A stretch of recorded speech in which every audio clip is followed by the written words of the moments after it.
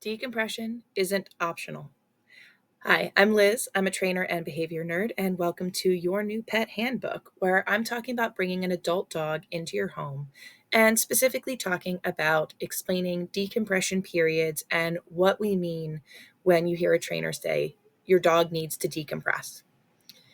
The biggest mistake people make after adopting a new pet, or the most common, is jumping right into training, right into behavior, right into skill set before your dog even knows where their water bowl is. So, we're going to start by taking a step back and looking at what changing houses really means to your dog and how you can help support them so you get the best behavior out of them and they're able to give you their best self. So, what do we mean when we say decompression? Decompression is one of those tough terms that isn't necessarily something that we are doing or that we can achieve with our dogs, though it's often phrased that way. Decompression is like reinforcement in that it is defined by the result. In reinforcement, a consequence was reinforcing to the dog if it increased the likelihood of them trying that behavior again, if it was rewarding enough that it was something the dog would work for. Decompression is similar to that in that it is defined by decompression happened if the result is your dog was able to physically and emotionally reset, regroup, and process the events in their lives. And so, what that looks like is a dog who is able to relax, a dog who isn't taking part in any maladaptive behaviors like digging or chewing destructively, like being unable to relax, unable to settle. That's looking for a dog who is effectively decompressed. So, what does it look like when a dog comes into a new home? Even if they're an adult dog who was rehomed under the best of circumstances, have no potential skeletons in the closet, no unknown history, everything is set up for the optimal success. You are still asking a dog to go through a great deal of change and chaos and uncertainty without the ability to fully explain it to them. Because what's happening when a dog is being rehomed is that a dog's entire world, entire routine, entire rule set is up in the air. Even if those rules are very similar to what the dog grew up with, they don't know that. And so they need to figure that out. And how quickly they're able to do that may depend a lot on their exposure to change and their exposure to new experiences in the early parts of their life. But how they adapt is also going to rest on genetic indicators that we probably can't determine without knowing a whole lot more about the dog's medical and genealogical history than we probably have handy to us.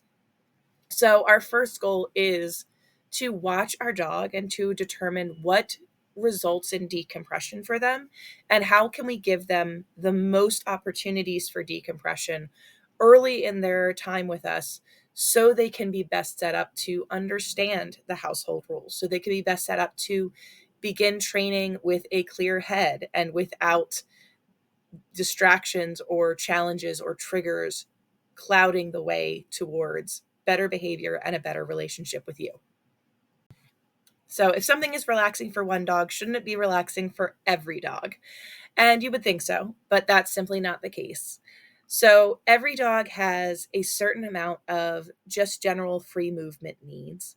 And what decompression looks like for them may differ from dog to dog. For some dogs, like the pit bull who's sniffling along the brush line, she has never needed really any strong need to ease into decompression. Unless she had been really, really amped up, she would come out of her crate anytime we were going for a walk, anytime she got to play in a new yard, and she would go right into the business of sniffing around.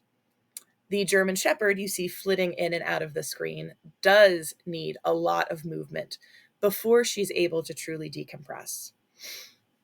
So for some dogs, that might mean that they get a chance to really sleep a whole lot more. For some dogs, they get a chance to take slower, sniffier walks. For some dogs, they may really need the opportunity to be in a secure area where they can move their body. For some dogs, they just need to be handled a little bit less and not physically moved, or allowed to warm up to different experiences in their own pace. But we will know that it's happening by watching our dog, our new family member, become more and more relaxed in more areas of the day and more comfortable with the general routine and expectations in the house.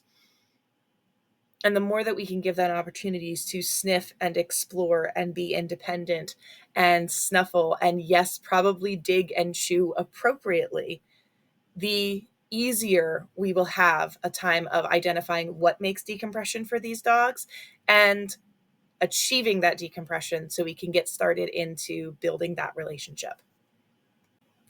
So, my practical tips for a dog who's just come home to their new space. Outside of the ones listed here, I want to also emphasize security and safety.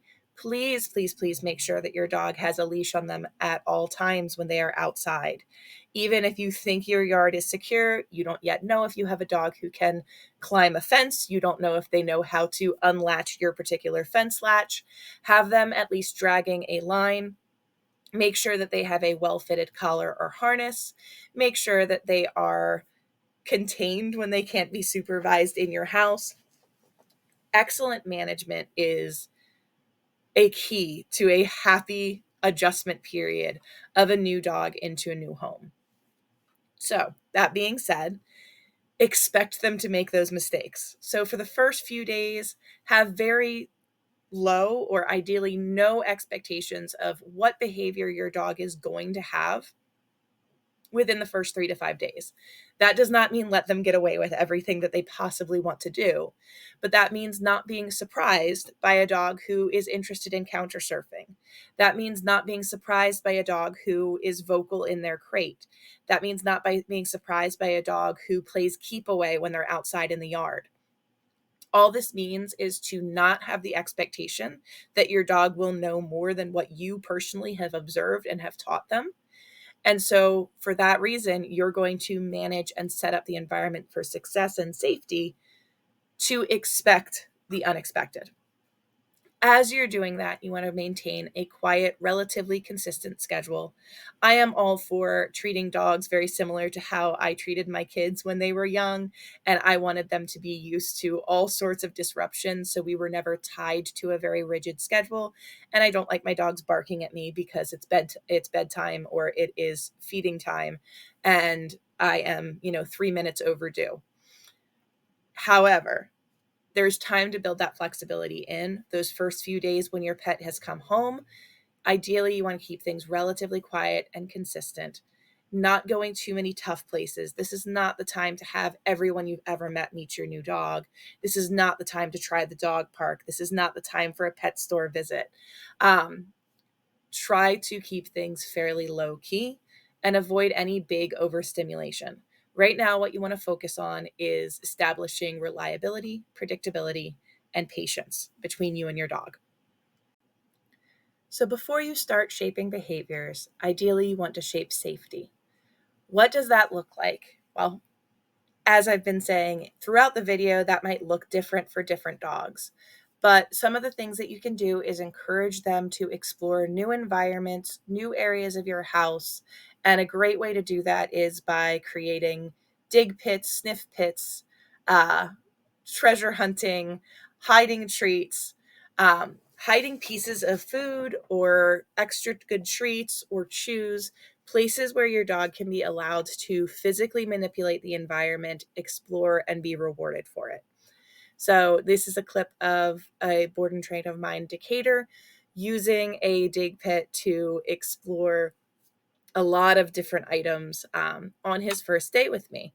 While I don't have many newly adopted dogs coming in of my own, I do have board and trains regularly arriving.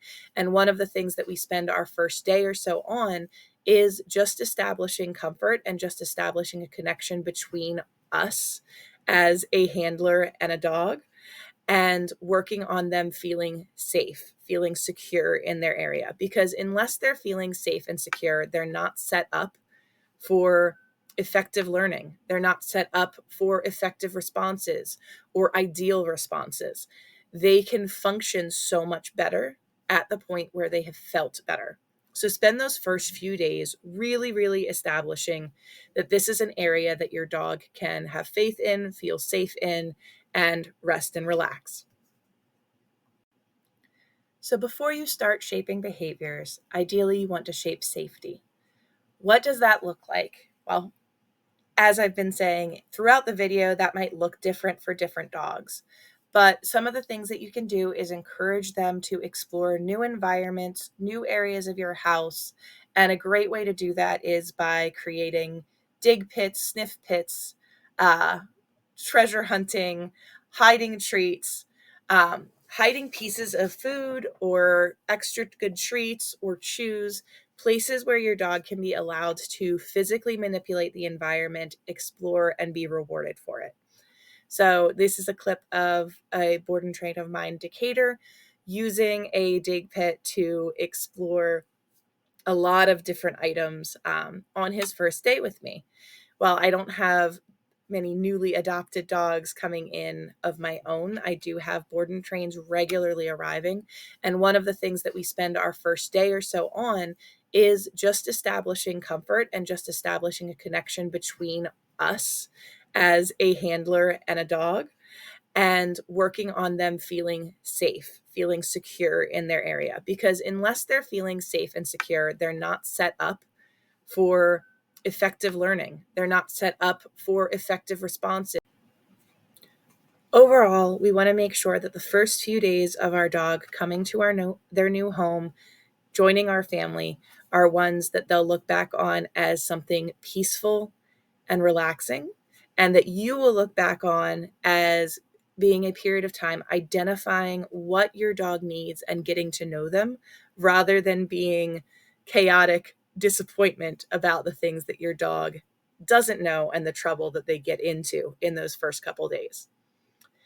We'll be talking about bringing your new pet home for the rest of the month, so tune in next week to talk about building trust with your new rescue dog or your puppy. See you next time.